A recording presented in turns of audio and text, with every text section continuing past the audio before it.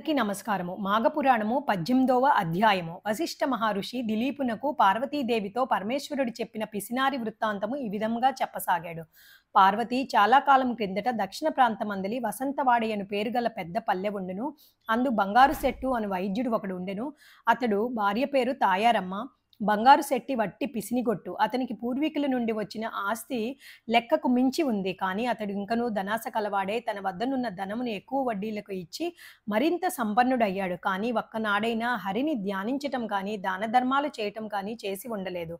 అంతేకాక బీద ప్రజలకు వారి ఆస్తులపై వడ్డీలకు రుణాలు ఇచ్చి అనుకున్న గడువుకు రుణము తీర్చినందున తప్పుడు సాక్ష్యాలతో వారి ఆస్తులు సైతము స్వాధీనపరుచుకునేవాడు. ఒకనాడు బంగారు శెట్టి ఇంటికి ఒక ముసలి బ్రాహ్మణుడు వచ్చి బంగారు శెట్టి భార్యతో, తల్లి, నేను ముసలివాడను. నా గ్రామము చేరవలెనన్నా ఇంకనూ 10 ఆమడలు వెళ్ళవలసి ఉన్నది. ఇప్పుడు చీకటి పడుతున్నది. ఆకాశంలో మేఘాలు ఉరుముతున్నయి. చలిగాలికి వణికిపోతున్నాను. ఈ రాత్రి మీ ఇంటి ముందు గడుపుటకు అనుమతించు. నీకు ఎంతైనా పుణ్యం ఉంటుంది. నేను సద్బ్రాహ్మణుడును, సదాచార వ్రతుడును. ప్రాతకాలంన మాఘస్నానము చేసి వెళ్ళిపోదును అని బ్రతిమిలాడాడు. అతనిని చూసి తాయారమ్మకు జాలి కలిగింది. వెంటనే తన అరుగు మూల శుభ్రం చేసి అందొక తుంగచాప వేసి కప్పుకొనుటకు వస్త్రమిచ్చి పడుకోండి అని చెప్పినది. ఆమె దయార్ధ హృదయానికి ఆ వృద్ధ బ్రాహ్మణుడు సంతోషంతో విశ్రాంతి తీసుకొనుచుండగా తాయారమ్మ ఒక ఫలము ఇచ్చి దానిని తినమని చెప్పి, ఆర్య, మాఘస్నానము చేసి వెళ్ళెదెను అన్నారు కదా, ఆ మాఘస్నానము అనగానేమి, దాని వలన కలుగు ఫలితమేమి అని అడిగింది. అంతటా ఆ వృద్ధ బ్రాహ్మణుడు దుప్పటి కప్పుకుని, అమ్మా, మాఘమాసము గురించి నేను చెప్పుటకు నాకు శక్యము గాదు. ఈ మాఘమాసంలో నది ఎందు కానీ, తటాకమునందు కానీ, లేక నూతి ఎందు కానీ సూర్యోదయం అయిన తర్వాత చన్నీళ్లతో స్నానం చేసి విష్ణు మందిరానికి వెళ్ళి తులసీ దళంతోనూ, పువ్వులతోనూ, పండ్లతోనూ పూజ చేసి స్వామివారి ప్రసాదాన్ని స్వీకరించవలెను.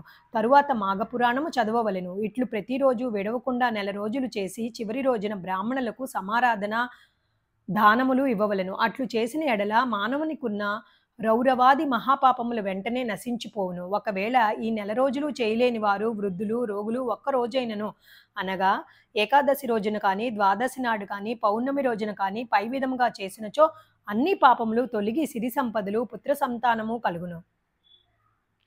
ఇది నా అనుభవంతో తెలియచేయుచున్నాను అని చెప్పగా ఆ బ్రాహ్మణుని మాటలకు తాయారమ్మ మిక్కిలి సంతోషించి తాను ప్రాతకాలమున బ్రాహ్మణునితో నదికి పోయి స్నానం చేయుటకు నిశ్చయించుకున్నది.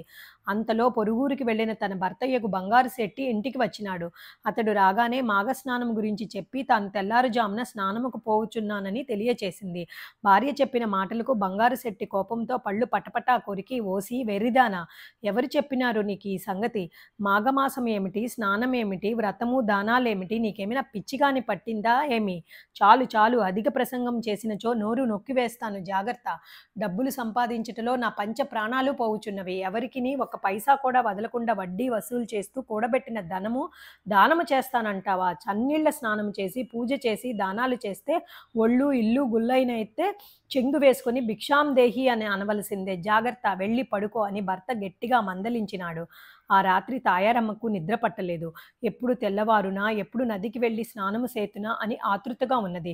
కొన్ని గడియలకు తెల్లవారినది. తాను కాలకృత్యములు తీర్చుకుని ఇంటికి వచ్చి ఉన్న వృద్ధ బ్రాహ్మణంతో భర్తకు చెప్పకుండా నదికి పోయి స్నానము చేయుచున్నది. ఈలోగా బంగారు శెట్టి పసికట్టి ఒక దుడ్డుకర్ర తీసుకుని నదికి పోయి నీళ్లలో దిగి భార్యను కొట్టబోవుచుండగా ఆ ఇద్దరు కొంతసేపు నీళ్లలో పెనుగులాడిరి.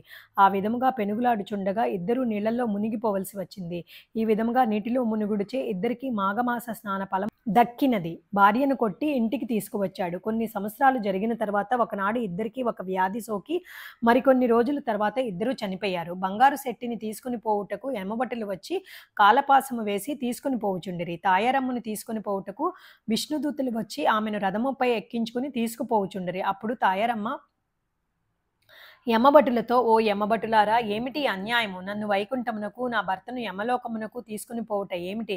ఇద్దరము సమానమే కదా అని వారిని అడుగగా, ఓ యమ్మ, నీవు మాఘమాసంలో ఒకరోజు స్నానము చేసితివి. అదియు ఆ వృద్ధ బ్రాహ్మణుని వలన విని స్నానం చేయగా నీకు ఈ ఫలము దక్కినది.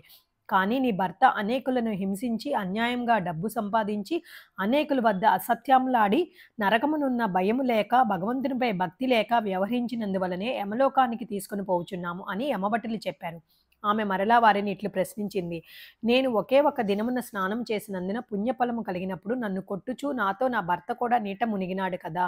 శిక్షించుటలో ఇంత వ్యత్యాసం ఎందుకు అని అనగా, ఆ యమభటులకు సంశయము కలిగి ఏమియో తోచగా చిత్రగుప్తుని వద్దకు వెళ్లి జరిగిన సంగతి ఆమె వేసిన ప్రశ్నలు తెలియచేసిరి.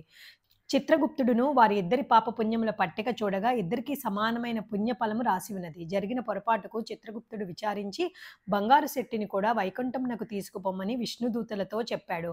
విష్ణులోకమునకు ముందుగా వెళ్ళి ఉన్న తాయారమ్మ భర్త గతి ఏమయ్యను అని ఆతృతతో ఉండగా బంగారు శెట్టిని పుష్పక విమానం మీద తెచ్చి వైకుంఠంలో విడిచిరి. భార్యాభర్తలిద్దరూ మిక్కిలి సంతోషించిరి. రాజా వింటివా? భార్య వల్ల భర్తకు కూడా ఎట్లు మోక్షము కలిగినో, భర్త దుర్మార్గుడై పిసినిగొట్టిగా వ్యవహరించినను భార్య యథాలాపంగా ఒక్కరోజు మాఘస్నానం చేసినందున ఇద్దరికీ వైకుంఠ ప్రాప్తి కలిగింది కదా! కనుక మాఘమాసము నెల రోజులు చేసినచో మరింత మోక్షదాయకము అగుననుటలో సందేహమే లేదు అన్నాడు. 18వ అధ్యాయము సమాప్తము. ఓం